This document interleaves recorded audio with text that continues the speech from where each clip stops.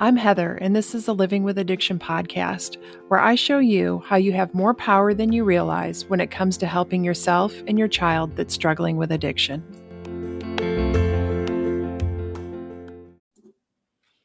All right. Hello, everybody. Today we have our first guest on the podcast, and I wasn't sure if I was going to have any guests on the podcast or not originally when I started.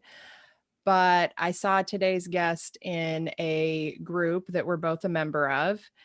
And I saw that she had a podcast and listened to it. And I got super excited because she has a unique ability to take complex information about the science of addiction and share it in a way that anybody who's listening can understand. And I think that it's something that is really needed and not talked about enough because addiction is so misunderstood. And I'm always telling parents that educating themselves is key. And so that's what we're going to do with our guest today. And Gill is a biochemist living in the Boston area and a host of the Sober Powered podcast and is 14 months sober. And so first, I want to say thank you for your time, for coming on and sharing this information with us today. And then congratulations on 14 months of sobriety. Thank you. And thank you for having me. I'm really excited for this conversation. It's different Yeah. from anything I've ever done. Yeah, it's so needed Mhm. to, I've done a lot of research and I've tried to write some blog posts, and the one or two that I've done were some of my most popular, trying to just share a little bit about the science of addiction. But I loved that the way your podcasts are just so easy to listen to and you stay focused on one subject at a time. And I think it's so needed. So, I want to start with asking you this question because you mainly focus on talking about alcohol and the science behind that. But a lot of parents that listen, their kids are struggling with other addictions as well. And my thought is that knowing this can help them, to understand any type of addiction, at least at a high level. But what are your thoughts about that? Yeah, so all drugs and alcohol, they're similar in the way that they control your life and mess with your ability to think and make a decision. They do different things like chemically, and some are obviously more powerful than others when you compare them to alcohol. But overall, I think most of the principles do apply. I've been researching this. Okay, good. So, yeah, then I think that just taking anything that we talk about today, at least from a high level, Mhm. that most people are affected pretty similarly. And so when I was listening to your podcast, I got to know you a little bit through the episodes. And one of the things that I love about your story is that you didn't hit the traditional rock bottom. And as far as a parent goes, like we have this huge fear about what rock bottom is going to look like for our kids. My daughter, I just kept watching things get worse and thinking like, when is it going to be bad enough? And so, and we hear that too, like that it has to be really bad before people can quit. But for you, it sounds like on the outside, everything looked okay. And maybe somebody who didn't really know you looking at your life would have no idea what you were experiencing. What you went through was very internal, emotionally or mentally. And so I like that aspect of it doesn't always have to be a horrible thing that makes somebody decide to get sober. So, do you want to talk about that a little bit? Like what it was that pushed you to get sober? Yeah, so on the outside, like you said, everything was perfectly normal. I remember when I started kind of being more out about my sobriety, people were shocked. Like coworkers were Wow. totally shocked. And for me, like I had the job, I'm married, I have a place to live, like nothing bad happened to me. I didn't get a DUI or injure myself. But all the years that I drank, my mental health kept getting worse and worse and worse. And Mm. it started, I think the most noticeable one was about, like, 3 years into my drinking. I had to stop drinking margaritas, so I said, like, "Margaritas make me really depressed, so I can't have tequila," and it Mhm. would be, like, crippling depression, like, can't get out of bed for the day Wow. depression. And then, I just went about my way. I switched over to wine. And then a few years later, like it started again to get just worse and worse and worse. The depression came back. I developed anxiety for the first time, which is something that I don't struggle with before or after sobriety. Mhm. Um, yeah, and then the depression kept evolving and eventually it turned into suicidal thoughts. And that was my, I guess, wake up call and like shock into reality. One night, I was up all night hating myself and having anxiety. And then I realized like I could get drunk one day and something really bad could happen to me. Like you never Right. know, you could be in a blackout. And just that realization that I was literally risking my life, Mhm. I stopped and I never drank again from there. That's amazing because so many people experience that over and over, and Mhm. so watching you do this, I think is just amazing that you've really focused on your podcast and all the, like, found something so meaningful to you out of it, and you're helping other people because of it. I just think that's amazing. How much has Thank that you. helped you doing that? It helped me a lot, and I started, I think, day 2 of sobriety. Day 1, I was very miserable, but I wanted to understand, like, what happened to me. I didn't do anything. I didn't drink until I was 22. It's not like I was a huge partier. I don't come from a long line of alcoholics. I have education, a good job, I'm married, so, like, what happened? And I wanted to understand how alcohol could have so much power over me when I always thought I was such a strong person, and it has no power over my husband, who's a totally normal drinker, Right. and yeah, that's what started this research, and it became a daily thing, and it helped alleviate a lot of the shame that was caused by having a problem. Just because you were more focused on the scientific, "This is what's happening in my brain," and it's a logical process that would happen to we'll have another question about this later, but, like, why, some people and it was the question of choice, so maybe this is a good time to lead into that is that, sometimes I try to really stay away from anything on the internet where people are commenting about addiction because there's always the back and forth about is it a choice or Mhm. not. And, I think it's interesting how people believe, well, the very first time is a choice. But who takes a drink or smokes a joint or whatever they do thinking that they're gonna get addicted? I don't think anybody would do that. And then, there's some people that can do it over and over again and don't experience addiction. So, could you talk a little bit about choice and is it really a choice or what you found with that? Yeah, I love everything you just said because people will say to me all the time, "Well, every time you drink, that first drink is a choice." Like, no, the very first one was a choice, but drinking again the next day isn't fully a choice, and it's something that you lose control over. And I think that a lot of people just don't understand because they drink and they have their perspective on drinking, and their perspective is it's not a thing, they can control it just fine. And I don't know where the, like, weak-willed loser kind of idea came from, but that's a huge contributor to the shame cycle with drinking, and I'm sure drug use too. But as far as choice, there's a lot of factors that can eliminate your ability to control yourself.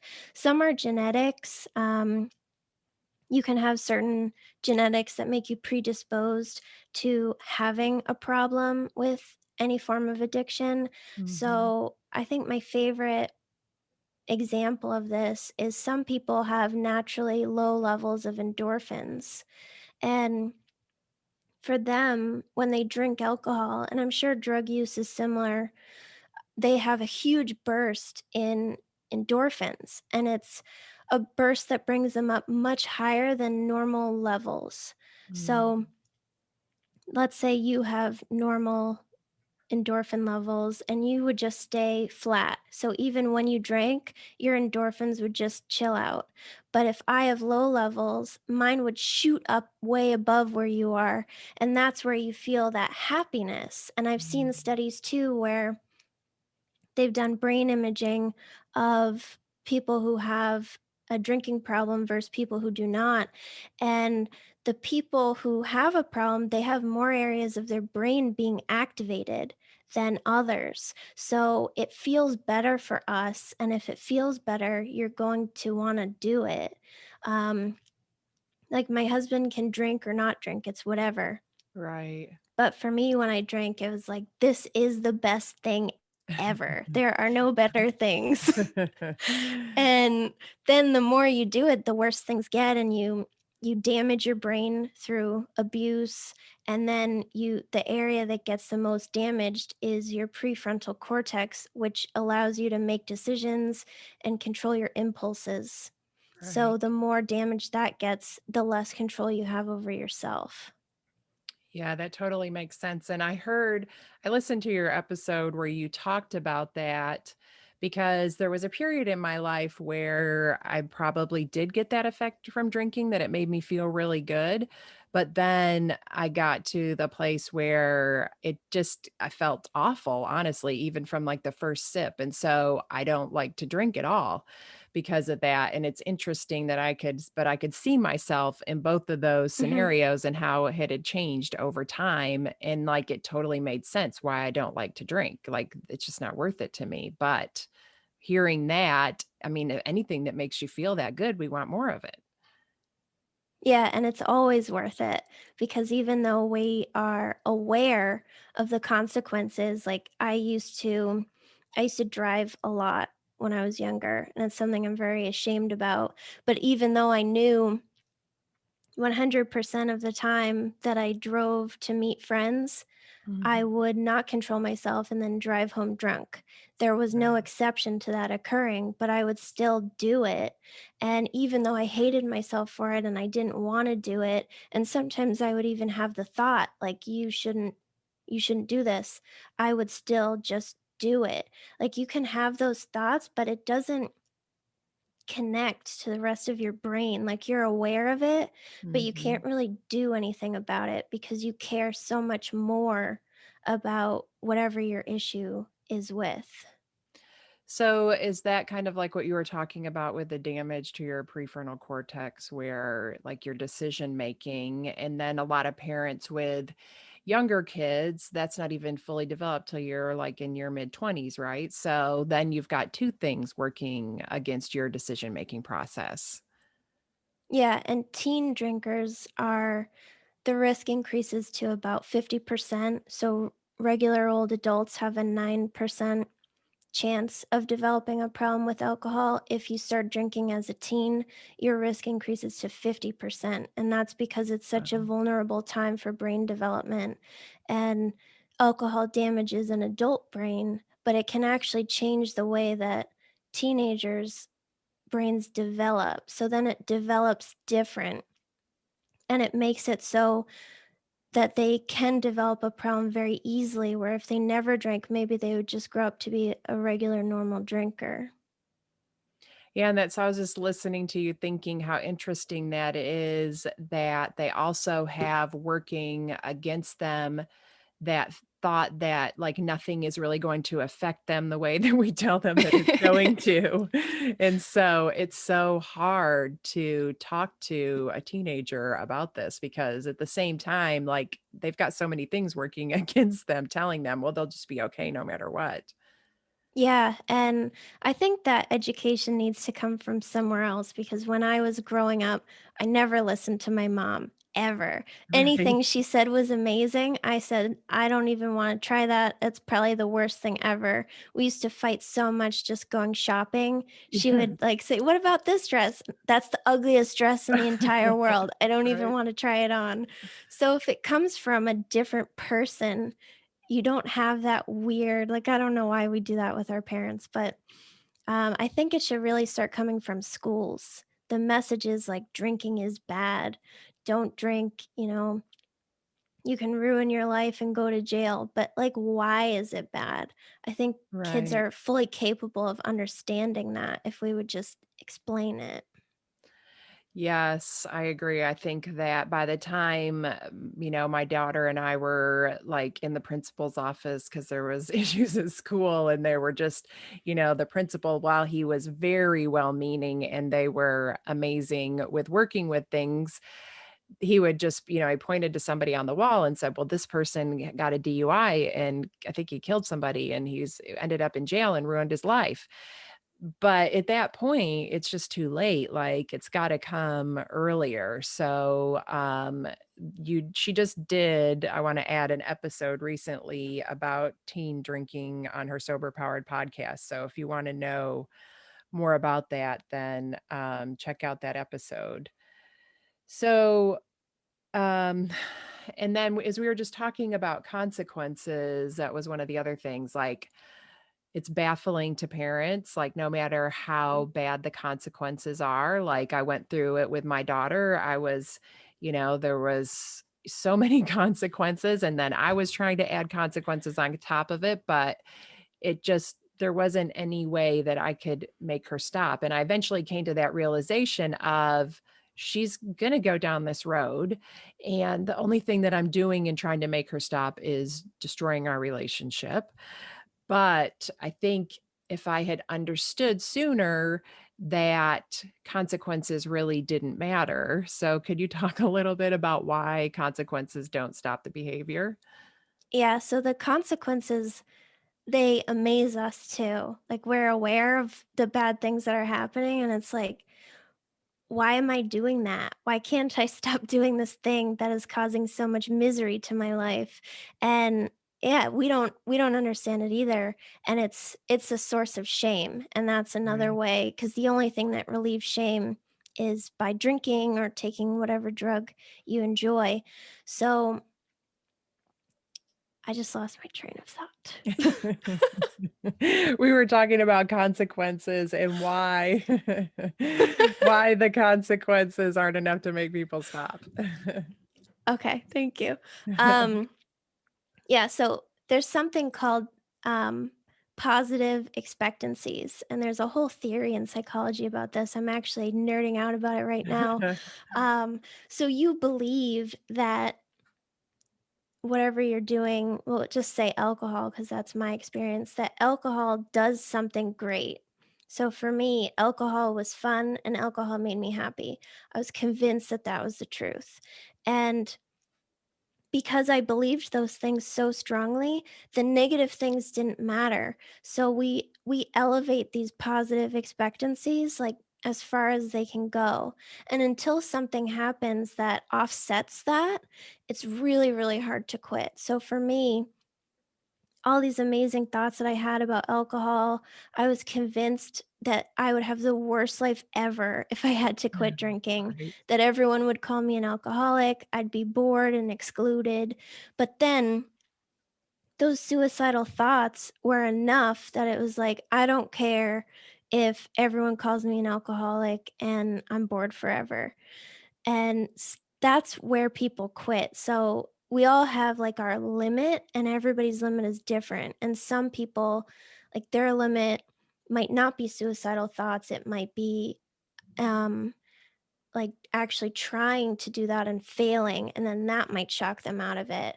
But the positive expectancies, I think, is the worst. And for drugs, also, when you don't do it, you feel horrible. So alcohol, you have withdrawal and you feel like crap, but when you have a drug problem, you really feel horrible. There's a really good book on this. It's called Overachiever. I don't know if you've read that. I And haven't. Yeah, it's so good. Highly recommend that everybody read it. And it's a memoir of someone who was addicted to, I forget what it was. It was some type of pill, maybe a painkiller. Mhm. And she ended up stealing from her police officer boyfriend and selling his police weapon to a drug dealer, and she did all these crazy things, and then she went to jail, and she's like, "Why am I doing this stuff?" And she describes, when she can't get drugs, how horrible she feels, and that's what Mhm. propels her into doing it. So drugs are even worse because you don't really have that with alcohol. Yeah, I think that that's definitely something hard to watch somebody go through, Yeah. the how far lengths that they will go to, and, but I think also that it like, you notice when people get sober, how successful they can be, and I was talking to my daughter about it one day, and I was like, "I know that once you've had time in sobriety and you're able to start moving forward again, like, you have unlocked a part of your brain that you will be able to just move mountains with because that drive to get the drugs and the ingenuity and all of that stuff that it that it takes, I'm like, "You're gonna be so far ahead of the rest of the world because the rest of us have not unlocked that part of our brain." And so, I just try to focus on the positive things that, to keep my relationship with her going. And, one of the things that I really missed with her was why we end up talking about things like that was during her addiction, like, I missed just telling her that I was proud of her and stuff like that. So I started looking for things to be proud of her of, and I was, proud of her because she was so smart and able to just figure things out and getting whatever she wanted in life somehow. And so we always talk about, I'm like, when you're ready, you're just going to move mountains in the world. So, you said the term positive expectancies. Mhm.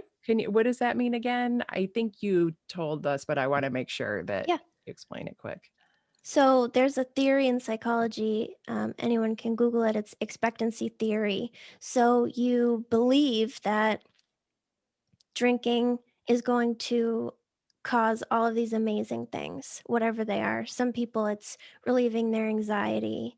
Um, and because of those positives, even though you know that drinking is ruining your life and making you miserable, the positives outweigh that. So, this is the problem for a lot of gray area drinkers that don't absolutely destroy their lives or have like a mental health crisis like I did, is the negatives never really offset those positive expectancies. And then they Mhm. just get stuck in there. So they have these beliefs even though maybe they know they're not true, but alcohol instantly gives you whatever reward you're seeking. And it's why, Wow. people struggle with weight loss and anything else because some things are instant and those are bad things, and other things you need to put in work to get that reward.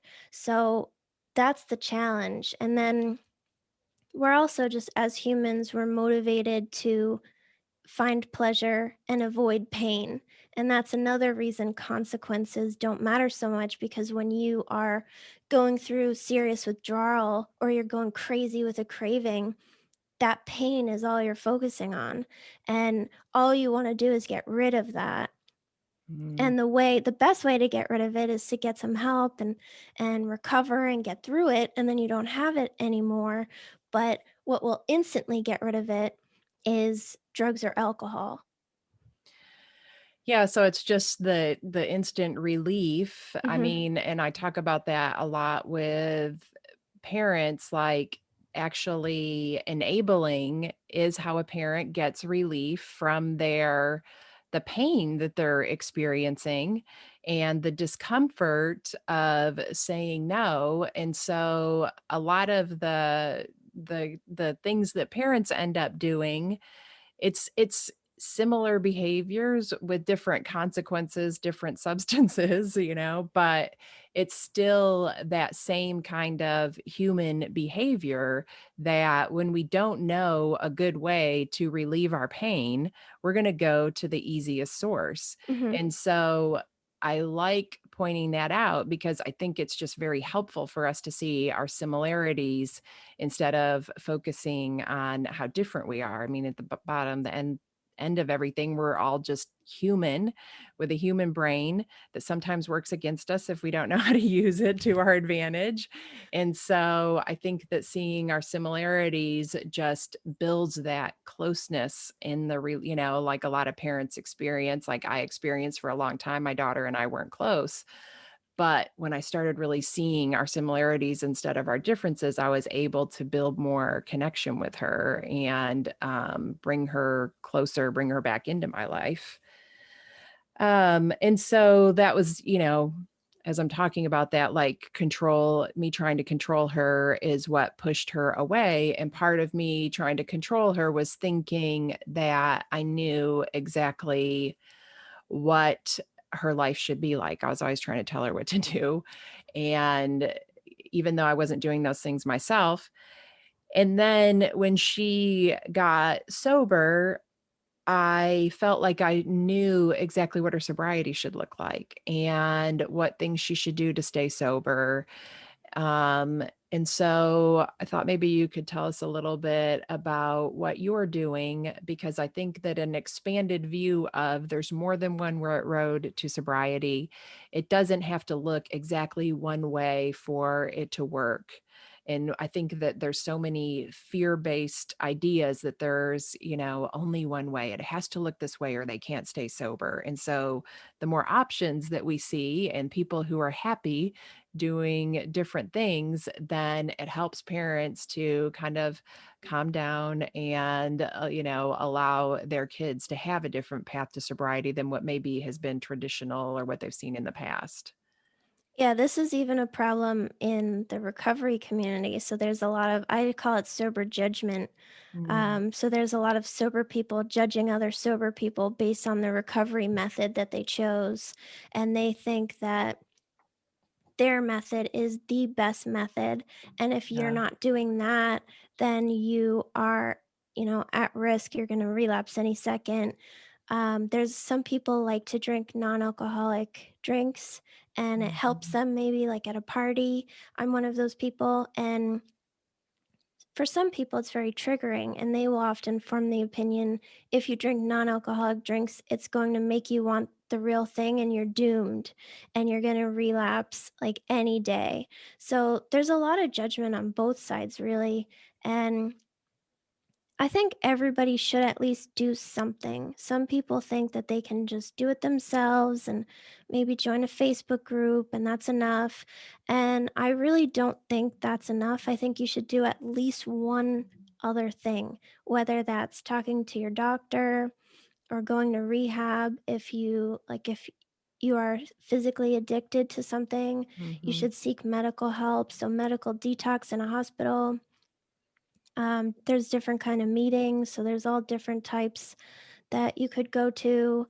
Um, Therapy, that's what I do, and I think those are the main ones. But yeah, I recommend to everyone that I talk to about this at least one thing. And people will try so hard to just do like Facebook groups and books, and they think that's enough for them, and it's not really enough because you have to get used to your new life. Like you come out of your problem and it's like, "Whoa, Yeah. everything's horrible here." Like I was spending about 40 hours a week devoted to drinking, recovering from drinking or hating myself about my drinking. So Yeah. I it's like I quit a second full-time job. So you need to do anything for yourself to Yeah. fill up that time. And yeah, and there's also Zoom meetings or, I think there's She Recovers for women only. So there's all sorts of things that you can do, but you should at least do one thing, whatever you're comfortable with. And so, There was something you said, and I can't remember what it was now. So, um, I appreciate you sharing what's helped you. And then reading, I don't know, one of your emails or something where you were talking about even how working on this podcast and the research and everything, how helpful that's been for you as well. Yeah, so that became my new passion. Instead of drinking, now I learn about drinking. I've also been interested in drug use too. That's why I read the book that I recommended to you, but I mainly just learn about drinking. And yeah, it's just fascinating everything that I've learned, and that helps me too. So I think any form of education, you could take a class at your community center on, whatever. My husband's going to take a class on chess. Just do Right. something that makes you feel good about yourself, and then you're less Yes. likely to be motivated to return to your old life. Yes.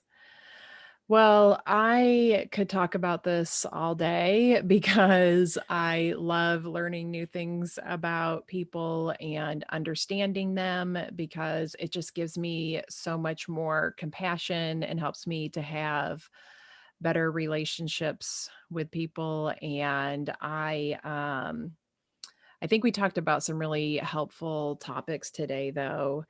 And I just have two last things. And one is I want to ask if there's anything that we missed that you want to make sure that you get in. And the other thing is, I know people are going to want to find out more about you, so you can tell them how they can get a hold of you. Yeah, so I think we covered most of it. If there's anything anyone has a question on, you can reach out to me. If you just search Sober Powered anywhere really, Instagram, Facebook. It's my website too. You can find me and send me an email or some form of a message.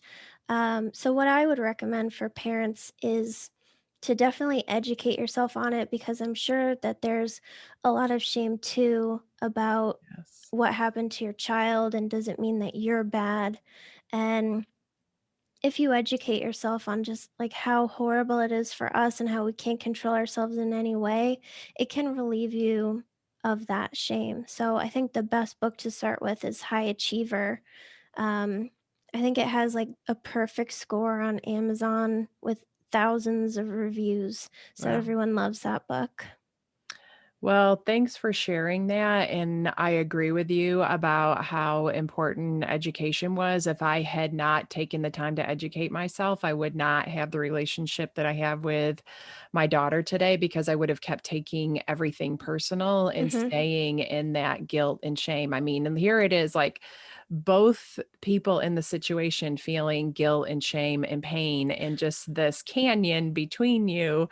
And so I think that education can really help close that gap. So I love what you're doing for that reason. I think it's so important and so needed for everybody, not, parents or loved ones trying to understand somebody who has struggled with addiction, and then other people who are, struggling with it themselves. I think that everybody needs this information. That's why I was so excited when I found your podcast and I started nerding out and listening to all of the episodes. So I just want to say thank you for being here, and I really appreciate your time today. Thank you for having me.